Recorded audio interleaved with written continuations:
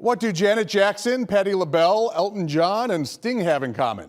They all have worked with the late James Big Jim Wright for many of their hit albums. And today, the Ethnic Heritage Museum unveils a new exhibit spotlighting the life and career of the Grammy Award-winning Rockford native. Big Jim was a musician, composer, songwriter, and record producer. The 1984 Rockford West graduate has not only worked with the folks I mentioned earlier, but also Mariah Carey, Aretha Franklin, Boyz II Men, and even Justin Bieber.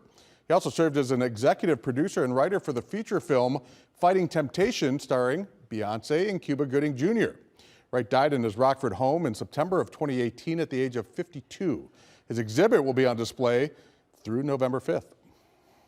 Big Jim Wright put Rockford, Illinois on the map, along with Fred Van Vliet and some others. But Big Jim was the musical genius that put Rockford on the map. When you come into a place and physically see his awards and know some of the projects that he had a hand in, it just makes you smile.